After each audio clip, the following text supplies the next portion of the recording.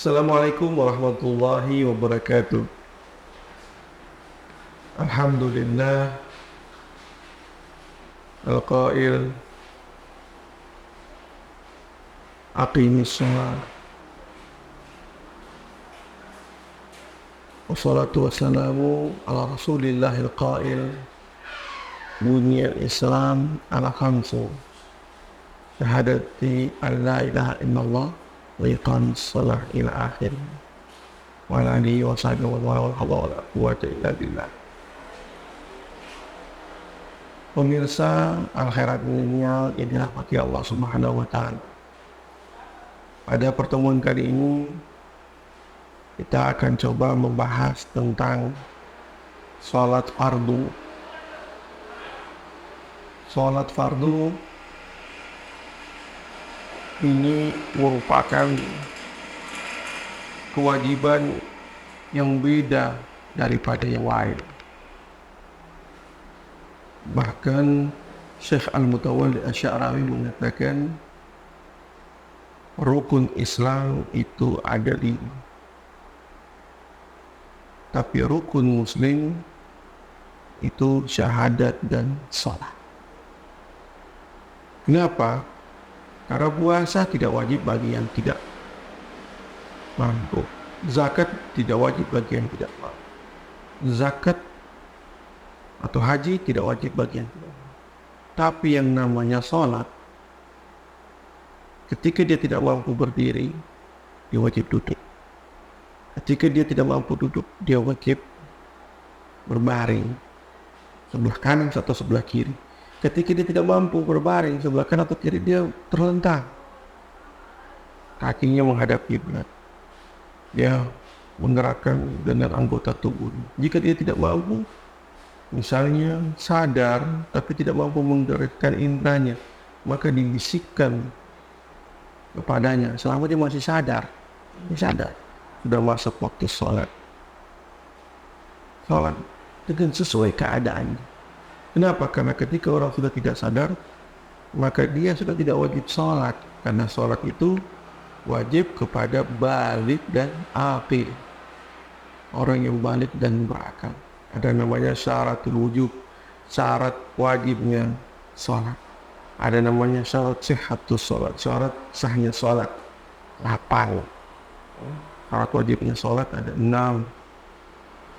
Termasuk itu balik, adil, salamatul hawas, selamat panca indera, kemudian bulugud dakwah, ya, sampainya dakwah yang betul dan lain sebagainya.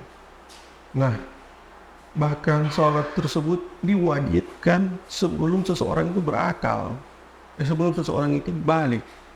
Sebagaimana disebutkan, muru auladakum bis-sholati li sab'i, perintahkan anakmu untuk sholat ketika sudah sampai umur 7 tahun. Perintahkan dulu, walaupun dia tidak sholat. Nah, wadribu 'alaiha li ashlin, ketika umur 10 tahun dia meninggalkan sholat, maka boleh dipukul. Tapi pukulan di sini gairah mubar, yang tidak mencederai. Pukulnya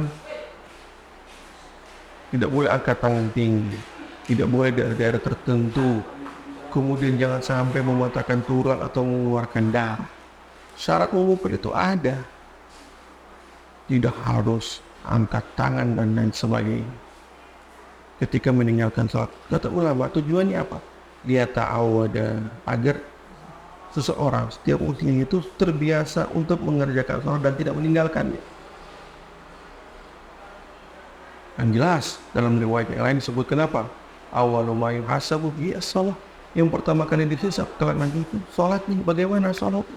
Harus dipelajari bagaimana rukunnya yang betul. Jangan sampai atau yang membatalkan sholat.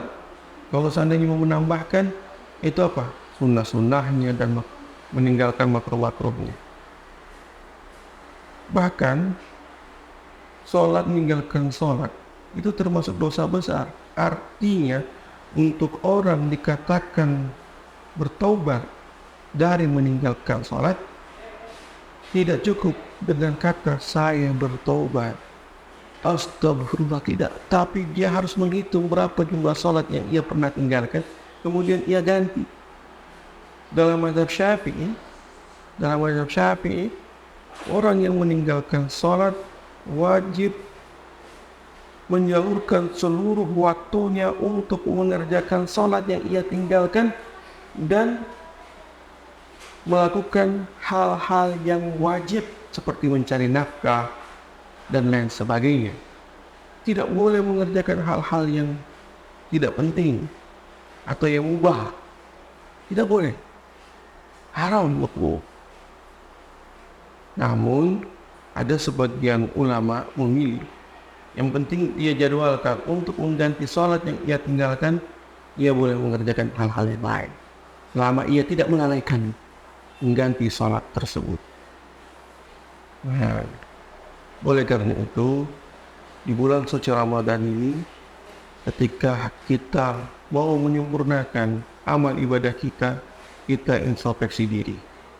Bagaimana ibadah sholat kita, apakah sudah baik atau belum?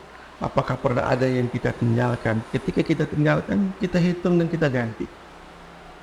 Nah, dan ini sering terjadi dalam masalah perempuan. Ada namanya masalah turu'il mani, masalah zawalul mani. Munculnya penghalang dan hilangnya penghalang. Ketika di tengah waktu, apakah ia wajib mengqadha sholat tersebut? Nah, ini perempuan harus mencari tahu. Tidak cukup kami menjelaskan di dalam waktu yang singkat ini. Kita hidup harus mempunyai skala prioritas. Mana yang didahulukan? Lebih penting didahulukan dari yang penting. Kemudian tidak penting. Atau jangan sampai kita mengerjakan hal yang tidak berguna. Kenapa? Karena salah satu barometer baiknya keislaman seseorang yaitu apa? Min husnil islami mar'i tarkuhu ma la ya'i. Tanda baiknya seorang muslim tarkuhu meninggalkan apa yang tidak bermanfaat untukmu, tidak bermanfaat untuk urusan dunia dan tidak bermanfaat untuk urusan akhirat. Itulah seorang mukmin yang baik menurut Nabi Muhammad SAW. Kan min husnil islamil mar'i, sesuatu yang menunjukkan kebaikan Islam seseorang itu meninggalkan apa yang tidak bermanfaat untukmu. Jika kita lihat semua, bahkan di dunia media sosial sekarang, ini bermanfaat tidak, bermanfaat tidak, bermanfaat tidak. Ini skala prioritas atau tidak? Nah, semuanya kembali kepada siapa? Kembali kepada kita. Kalau seandainya kita tidak mampu bercermin, kita minta nasihat kepada orang lain. Kenapa? Al-Muslim mir'atul Muslim. Muslim itu cermin bagi Muslim yang lain. Insya Allah ia akan memberikan nasihat. Nah, Muslim yang baik memberikan nasihat bukan cermin cekung, bukan cermin cembung, tapi cermin yang normal. Memberikan nasihat sesuai dengan kebutuhan. Mungkin itu saja dapat kami sampaikan. Mari kita bertobat kepada Allah Subhanahu wa Ta'ala dari segala dosa, khususnya dosa-dosa besar, lebih khusus lagi dosa yang berkaitan dengan sholat, dengan cara menggantikan sholat yang pernah kita tinggalkan. Dengan niat kita tersebut, seandainya kita meninggal dan sholat kita masih belum selesai diqadha, kita tinggal berharap kepada Allah Subhanahu wa Ta'ala agar dosa kita diampuni, karena kita sudah berupaya. Bahkan sebagian salaf, sebagian salihin melakukan qadha sholat jamaah. Biasanya ada dilakukan di bulan Ramadan. Akan tetapi qadha sholat tersebut cuma mengganti satu sholat, bukan mengganti satu tahun sholat atau mengganti ribuan sholat. Nah, karena pas satu apple to apple, ya. Mungkin itu saja dapat kami sampaikan. Lebih dan kurangnya kami mohon maaf. Wabillahi taufiq wal hidayah. Wassalamualaikum warahmatullahi wabarakatuh.